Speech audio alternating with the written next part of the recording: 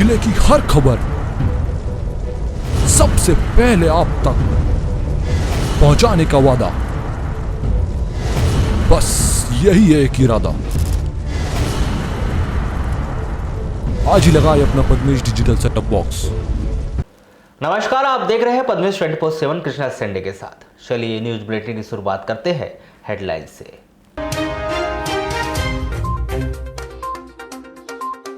धनतेरस के अवसर पर जिला मुख्यालय में हुई जमकर खरीदी, लालबर्रा और वारासिनी में फीका रहा व्यापार। रेत परिवहन को लेकर फिर भिड़े ग्रामीण और रेत कंपनी के कर्मचारी, थाने तक पहुंचा मामला, नहीं हुई शिकायत।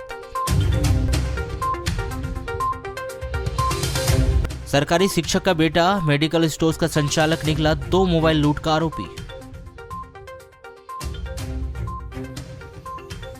स्वास्थ्य विभाग में कर्मचारियों की तानाशाही, आवंटन से पहले ही कर लिया सरकारी क्वार्टरों पर कब्जा।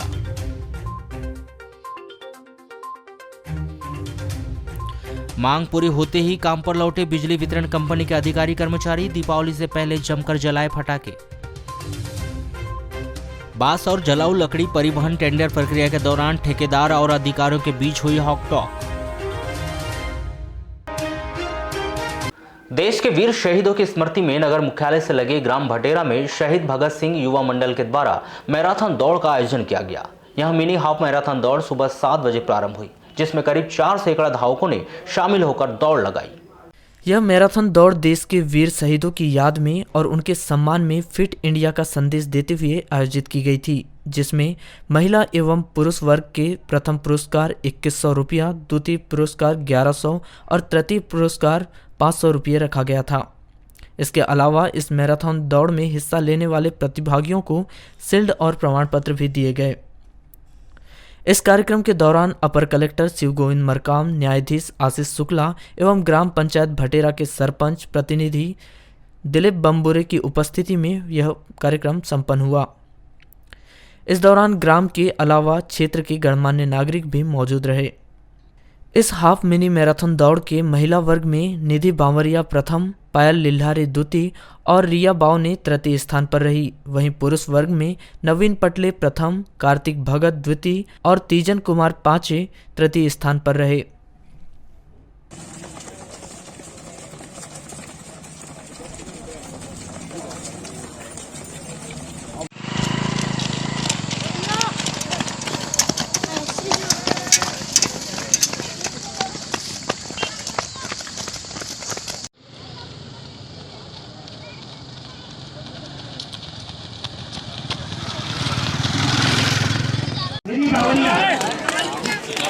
प्रमाणपत्र दीजिए इनका प्रमाणपत्र। हमारी मम्मी पहला नंबर आई है।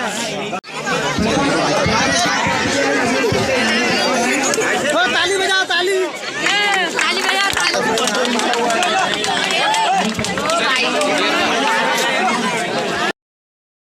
नगर के अग्रणीय महाविद्यालय पीजी कॉलेज में वर्षों से लंबित पृथक लॉ कॉलेज की मांग पूरी होती नजर नहीं आ रही है। पृथक लॉ कॉलेज निर्माण के लिए पीजी महाविद्यालय को शासन के द्वारा करीब 2 से 3 वर्ष पूर्व वारासिनी रोड स्थित ग्राम डोंगरिया में 10 एकड़ जमीन आवंटित की गई थी। भूमि के हस्तांतरण के बाद कयास यही लगाया जा रहा था कि जिले में पृथक लॉ कॉलेज का सपना पूरा हो जाएगा, लेकिन यह सपना महज सपना बनकर ही रह गया। बताया जा रहा है कि शासन ने लॉ कॉलेज बनाने के लिए 10 एकड़ जमीन तो दे दी थी, लेकिन उस भूमि में बिल्डिंग निर्माण के लिए फंड का आवंटन अब तक नहीं किया गया है। तब से लेकर आज तक पृथक लॉ कॉलेज की राह में फंड की कमी एक बड़ी रुकावट बनी हुई है। जानकारी के अनुसार पृथक लॉ कॉलेज बनाने के लिए 10 एकड़ जमीन मिलने के बाद पीजी महाविद्यालय प्रबंधन द्वारा राशि के आवंटन का प्रयास शुरू कर दिया गया था, जहां राशि का आवंटन होते ही लॉ कॉलेज बिल्डिंग निर्माण के लिए टेंडर प्रक्रिया शुरू करवाने और उसके उपरांत लॉ कॉलेज का निर्माण शुरू कराने की बात कही जा रही थी और कॉलेज प्रबंधन के द्वारा संभावनाएं जताई जा रही थी कि उन्हें जल्द ही लॉ कॉलेज की नई बिल्डिंग निर्माण के लिए राशि का आवंटन किया जाएगा और जल्द से जल्द लॉ कॉलेज की बिल्डिंग बनकर तैयार हो जाएगी। लेकिन लगभग 3 वर्ष बीत जाने के बाद भी शासन द्वारा बिल्डिंग निर्माण के लिए फंड जारी नहीं किया गया है। वहीं पीजी महाविद्यालय प्रभारी डॉक्टर गोविंद सेसाटे ने बताया कि लॉ कॉलेज के लिए कॉलेज प्रबंधन द्वारा शासकीय भूमि की मांग की गई थी। इस मांग पर महाविद्यालय को ग्राम डोंगरिया में 10 एकड़ जमीन लॉ कॉलेज बनाने के लिए आवंटित की गई है। अब भवन निर्माण के लिए राशि का आवंटन नहीं हुआ है। राशि का आवंटन होते ही भवन निर्माण के लिए टेंडर प्रक्रिया शुरू की जाएगी। उन्होंने बताया कि लॉ कॉलेज के लिए 10 एकड़ जमीन शासन की मंशा के अनुरूप दी गई है। शासन की मंशा थी कि प्रत्येक जिले में पृथक लॉ कॉलेज होना चाहिए, जिसके तहत पीजी महाविद्यालय डोंगरिया में 10 एकड़ की जमीन लॉ कॉलेज के लिए आवंटित की गई थी, लेकिन उस भूमि पर बिल्डिंग बनाने के लिए फंड नहीं मिल रहा है।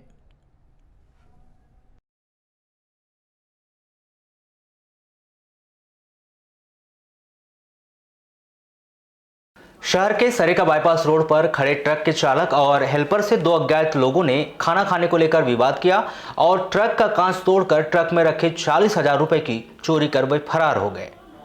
प्राप्त जानकारी के अनुसार मंगेशपुरी गोस्वामी ग्राम बमनी थाना कुरई जिला सिवनी निवासी सिवनी के सोनू सिंह भाटिया के ट्रक में ड्राइवरी करता है। साथ में उसका भाई कपिल पुरी उक्त ट्रक में हेल्पर है। मंगेशपुरी गोस्वामी ने वाहन मालिक के कहने पर निजामाबाद हैदराबाद से 25 किलोग्राम वाले चावल लेकर 31 अक्टूबर को 12 बजे वारासुनी पहुंचे, जिसके बाद ट्रक खाली करके शहर के सरेखा बाईपास पहुंच गए। इस दौरान अचानक दो व्यक्ति आए और ट्रक ड्राइवर और हेल्पर से वाद विवाद करने लगे। इस बीच दोनों को समझ पाते दोनों आरोपियों ने ट्रक पर पथराव कर 40,000 रुपए लेकर फरार हो गए। इस पथराव में ट्रक के चालक के सर पर चोट भी आ गई। कोतवाली पुलिस ने मंगेशपुरी पिता अजयपुरी गोस्वामी 21 वर्ष ग्राम बमनी थाना कुरई जिला सिवनी निवासी द्वारा की गई रिपोर्ट पर अज्ञात आरोपी के विरुद्ध धारा 379, 336, 34 भारतीय दंड विधान के तहत अपराध दर्ज कर विवेचना शुरू की है। भरवेली थाना क्षेत्र के अंतर्गत आने वाले ग्राम पायली के जंगल में जलाऊ लकड़ी लाने जा रहे एक वृद्ध को भालू ने हमला करके घायल कर दिया। भालू के हमले में घायल वृद्ध फुलचंद गाड़ेश्वर 66 वर्ष ग्राम केरा टेकाड़ी थाना भरवेली निवासी को जिला अस्पताल में भर्ती किया गया है। प्राप्त जानकारी के अनुसार 2 नवंबर को सुबह 6:30 बजे फुलचंद कुल्हाड़ी लेकर अपने घर से जलाऊ लकड़ी लाने पायली गांगुलपारा का जंगल जाने निकला था। जंगल जाते समय रास्ते में ही भालू ने अपने 2 बच्चों के साथ फुलचंद पर हमला कर दिया और उसके कंधे, कमर, सिर को दांतों से काट दिया। बताया गया है कि फुलचंद ने अपने पास रखी कुल्हाड़ी से अपना बचाव करते हुए भालू और उसके 2 बच्चों को भगाया और स्वयं ही सिर में गमछा बांधकर जंगल किनारे अपने खेत पहुंचा, जहां पर गांव के लोग थे। घायल फुलचंद को गांव वालों ने उसके घर पहुंचाया, जिसे उसके परिवार वालों ने मोटरसाइकिल से उपचार हेतु जिला अस्पताल बालाघाट लाकर भर्ती किए। ये जंगल गए थे, उस बीच सुबह रीछ ने हमला कर दिया। कहाँ, कौन जंगल जा रहे थे? अपना पायली जंगल। क्यों जा रहे थे? ये जलाऊ लकड़ी के लिए जा रहे थे, उस बीच में हमला कर दिया रीछ ने। कौन कौन साथ में कौन थे? ये सिंह अकेले गए थे। और अकेले आगे भी गए? आ गए। ऐसा कुछ पता कितनी रिस्क थी? ये बच्चे वाली थी, 2 बच्चे थे और एक वो थी, यानी 3 थी। तो उसे बच के आ गए सर? जी हाँ। कार्य का बहिष्कार और अनिश्चितकालीन हड़ताल शुरू करने के बाद विद्युत वितरण कंपनी के अधिकारी कर्मचारियों की सभी 5 सूत्रीय मांगे मान ली गई, जिसके बाद 1 नवंबर से शुरू की गई विद्युत वितरण कंपनी कर्मचारी अधिकारियों की अनिश्चितकालीन हड़ताल मंगलवार को समाप्त हो गई।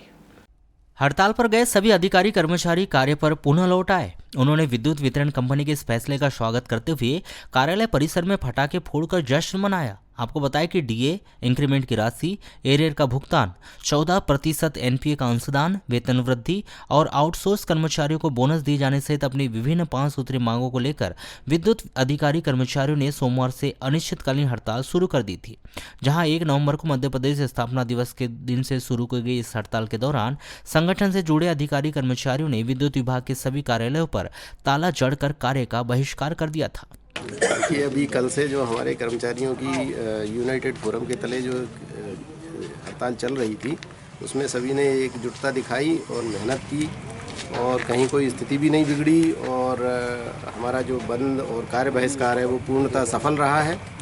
और इसके लिए हमारे सभी कर्मचारी, अधिकारी, साथी भाई धन्यवाद के पात्र हैं और उनके ही इस एकजुटता और मेहनत की वजह से प्रशासन ने, मंडल प्रशासन ने जो मांगे हैं वह पूरी तरह से मान ली हैं और इस संबंध में आदेश प्रसारित अभी कुछ देर में होने वाले हैं, ऐसी सूचना प्राप्त हुई।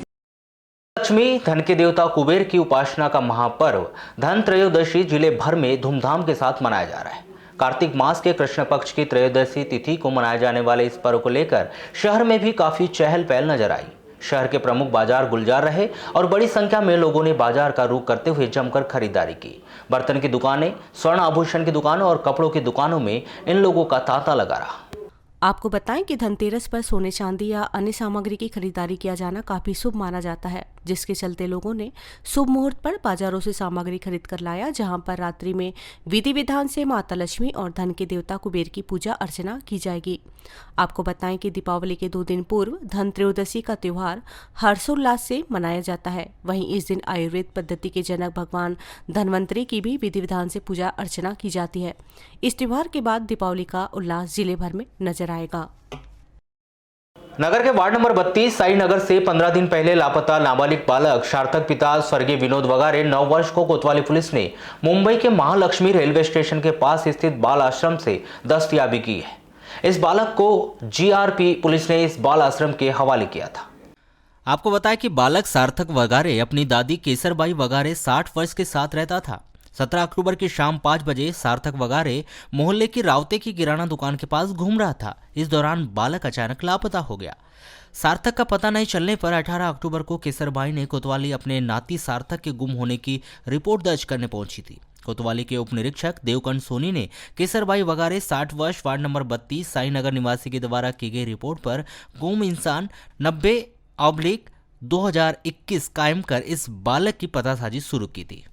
17 अक्टूबर शाम 5:30 बजे के बाद आपने नगर में ढूंढे होंगे? हाँ, मोहल्ले पड़ोस में ढूंढे थे ना, मोहल्ले पड़ोस में। क्या बात पता चला आपको? फिर कंप्लेंट करी थी। अच्छा, कंप्लेंट की थे। हाँ। तो कहाँ मिला ये मुंबई में। किसने लाया? पुलिस। कौन सी पुलिस? बालाघाट पुलिस। कब लाया? पुलिस ने बताया कहाँ पर था मुंबई में? सोनी सर ने पता करा। उन्हें बताया कहाँ था लड़का ये मुंबई में? मुंबई में। कहाँ था पता है? बाल आश्रम ट्रस्ट। सूचना मिली कि बालक सार्थक मुंबई के महालक्ष्मी रेलवे स्टेशन के कुछ दूर फेमस स्टूडियो के पास स्थित बाल आश्रम ट्रस्ट में है। इस सूचना पर उप निरीक्षक देवकंठ सोनी सार्थक के परिजनों के साथ मुंबई पहुंचे और सार्थक को दस्तयाब कर 2 नवंबर को बालाघाट लाकर उसे उनके परिजनों के हवाले कर दिया। जांच कर श्रीमान पुलिस अधीक्षक महोदय, सीएसपी महोदय और टीआई साहब के मार्गदर्शन में सतत कार्रवाई कर लड़के की पतासाजी की गई। तो पता चला कि सार्थक मुंबई के बाल आश्रम ट्रस्ट में जीआरपी पुलिस द्वारा गिरफ्तार कर वहां भेज दिया गया है, कि जिसकी सूचना पर मुंबई जाकर उक्त बालक को उनके परिजनों के साथ जाकर अपने सुपुर्द लिया और इमदाद लेकर थाना आया हूँ।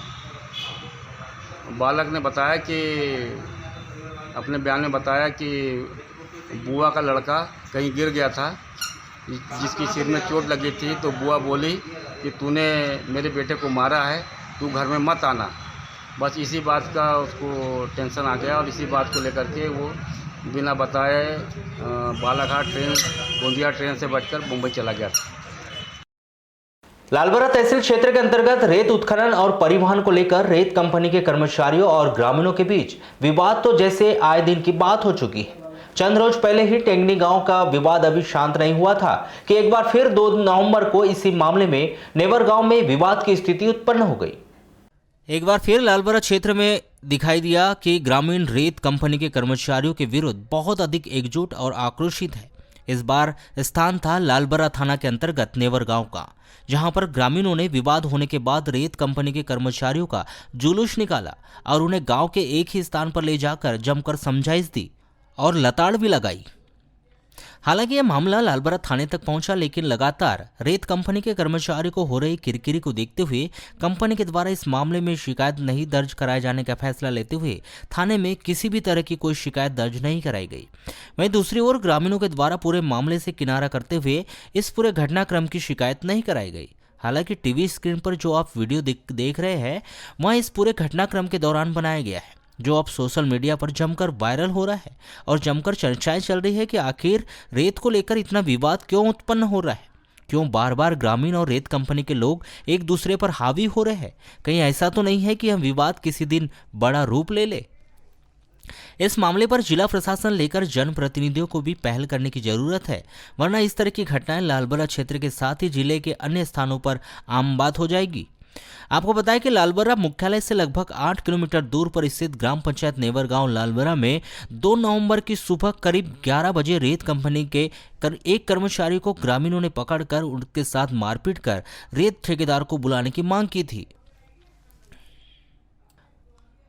ग्राम पंचायत नेवरगांव लाव में स्वच्छता परिषद के तहत पंचायत परिसर में निर्माण कार्य जारी है, जहां धारावासी का शिव ट्रैक्टर में रेत लेकर आ रहा था।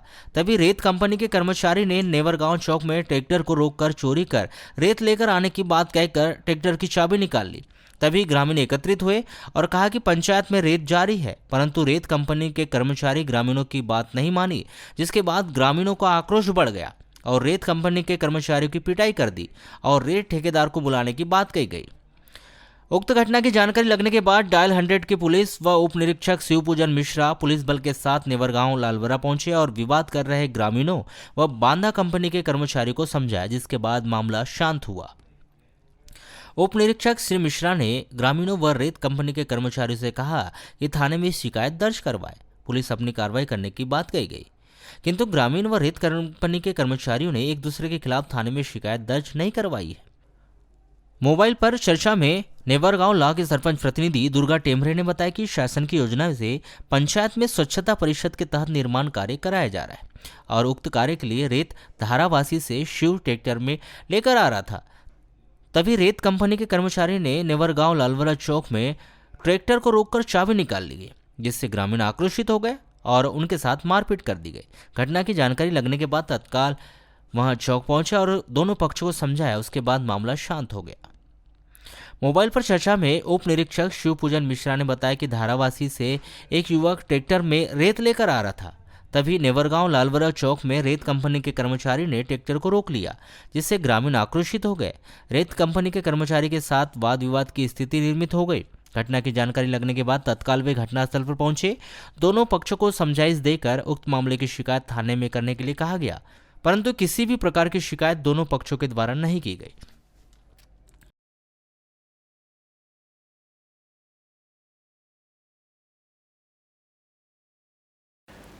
शराब की लत किसी व्यक्ति के लिए कितनी अधिक घातक हो सकती है, इस बात के कई उदाहरण देखने को मिलते हैं। ऐसा एक वाकया बालाघाट शहर के भीतर 2 दिन पहले सामने आया था, जब 2 मोटरसाइकिल सवार युवक मोबाइल की लूट कर फरार हो गए थे। जब पुलिस ने इस पूरे मामले में जांच करते हुए खुलासा किया तो पता चला कि यह मोबाइल लूट का मुख्य आरोपी महाराष्ट्र राज्य के आमगांव कालीमाटी निवासी एक सरकारी स्कूल के शिक्षक का पुत्र और स्वयं मेडिकल दुकान का संचालक है। कोतवाली पुलिस ने नगर के समनापुर रोड और गोंदिया रोड सरेखा रेलवे क्रॉसिंग के पास से 2 लोगों से मोबाइल छीनकर फरार एवेंजर मोटरसाइकिल में सवार महाराष्ट्र राज्य के 2 युवकों को गिरफ्तार कर लिया है। गिरफ्तार दोनों युवक उज्जवल पिता विजय कुमार महारवाड़े 26 वर्ष और नितेश पिता घनश्याम सेंडे 22 वर्ष, दोनों ग्राम कालीमाटी आमगांव जिला गोंदिया निवासी है, जिनके पास से लूटे गए 2 मोबाइल और एवेंजर मोटरसाइकिल भी जब्त कर ली गई। दोनों को 3 नवंबर को यहां की विद्वान अदालत में पेश किया जाएगा। प्राप्त जानकारी के अनुसार श्यामला लिल्लारे ग्राम धपेरा मोहगांव निवासी ने 31 अक्टूबर को बालाघाट से मोबाइल खरीदा था और रात्रि 8:30 बजे अपने साइकिल से बालाघाट से धपेरा जाने के लिए समनापुर रोड से कुम्हारी की ओर जा रहा था। तभी खैरी और कुम्हारी के बीच बालाघाट तरफ से एवेंजर मोटरसाइकिल में सवार 2 लड़के आए और श्यामलाल की जेब में रखे मोबाइल छीनकर दोनों युवक मोटरसाइकिल में धापेवाड़ा की ओर फरार हो गए थे। इसी तरह अंकित सूर्यवंशी वार्ड नंबर 10 गौतम नगर निवासी रात्रि 10:30 बजे बार से काम करके पैदल अपने घर मोबाइल से गाना सुनते हुए जा रहा था, जो अपने मोबाइल को दाहिने हाथ में पकड़े हुए था। सरेखा रेलवे क्रॉसिंग के थोड़ा आगे ही पहुंचा ही था कि तभी हनुमान चौक की तरफ से एवेंजर मोटरसाइकिल में सवार 2 लड़के आए और मोटरसाइकिल के पीछे बैठे लड़के ने अंकित सूर्यवंशी के हाथ से मोबाइल झपेट मारकर लूटकर गोंदिया रोड नवेगांव की तरफ फरार हो गए थे। कोतवाली पुलिस ने श्यामला लिल्लारे 40 वर्ष और अंकित सूर्यवंशी 18 वर्ष के द्वारा की गई रिपोर्ट पर एवेंजर मोटरसाइकिल में सवार 2 लड़कों के विरुद्ध धारा 392, 34 भारतीय दंड विधान के तहत अपराध दर्ज कर दोनों की तलाश शुरू की थी।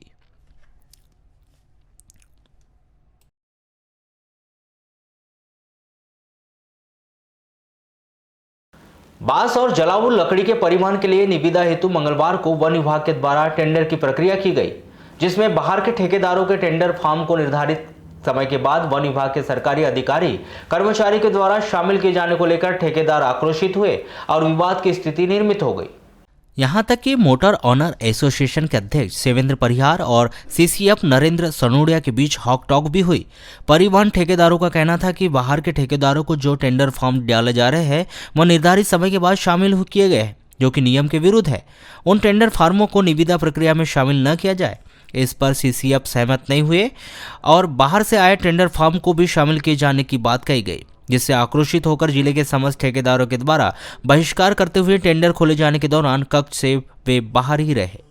आपको बताया कि टेंडर डाले जाने की प्रक्रिया नगर के कालीपाट मंदिर के पीछे स्थित उत्तर उत्पादन वन मंडल के कार्यालय में की जा रही थी, जिसके चलते सुबह 11 बजे से ठेकेदार वहां पहुंच गए थे और टेंडर डालने की प्रक्रिया की गई। ठेकेदारों का कहना है कि वे लोग दोपहर 2 बजे तक रहे, तब तक बाहर का कोई ठेकेदार टेंडर फॉर्म जमा करने नहीं पहुंचा। टेंडर डालने का निर्धारित समय दोपहर 2 बजे तक ही था, लेकिन दोपहर 2:10 पर वन विभाग के अधिकारी बाहर के ठेकेदारों के टेंडर फॉर्म को लेकर पहुंचे और निविदा की पेटी में डालने जाने लगा। यह देखकर ठेकेदारों के द्वारा इस पर आपत्ति जताई गई और बाहर के टेंडर फॉर्म को निर्धारित समय समाप्त हो जाने के कारण उन फार्मों को निविदा पेटी में नहीं डालने के लिए कहा गया, जिस पर वहां मौजूद अधिकारी सहमत हुए और बाहर के फॉर्म को नहीं डाला गया।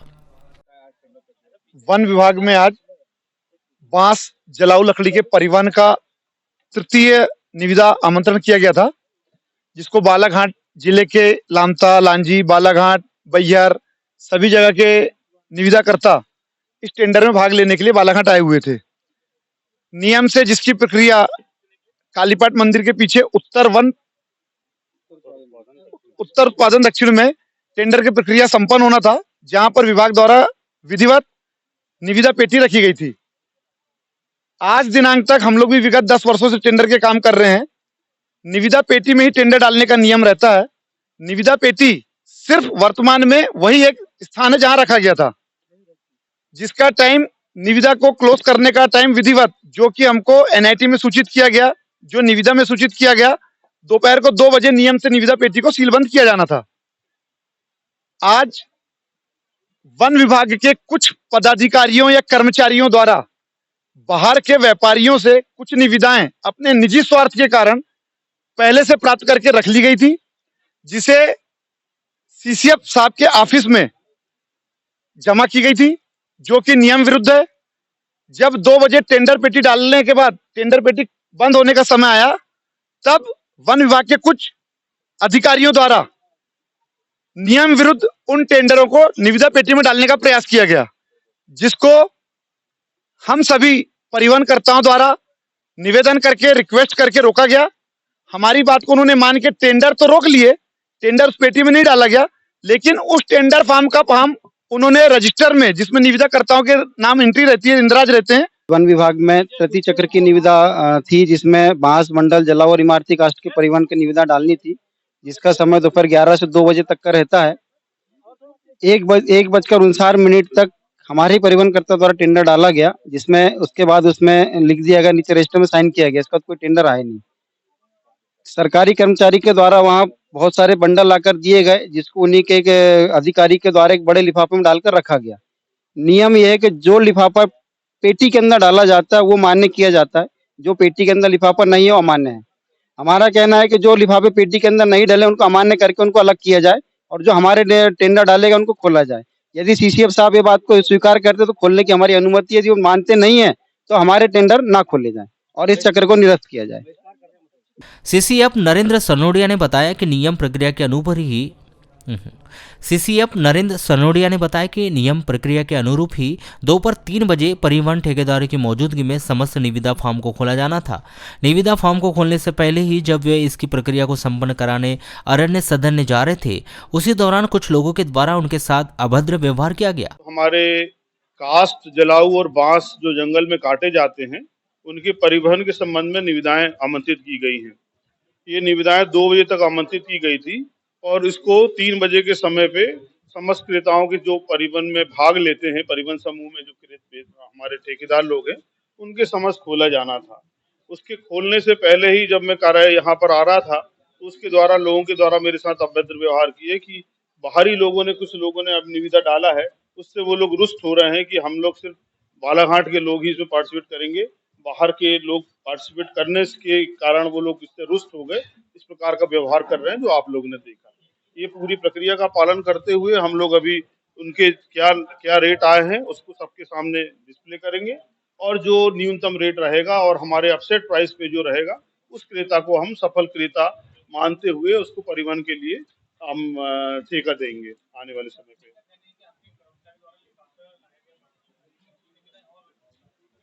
देखिए 2 बजे का टाइम है आवेदन लेने का। जो चीज आई गई सबके समक्ष जो है वो क्या है, उस 2 बजे तक जितने भी नियम आए गए हैं उसको बंद लिफाफे में बंद करके फिर यहाँ सबके सामने खोला जा रहा है।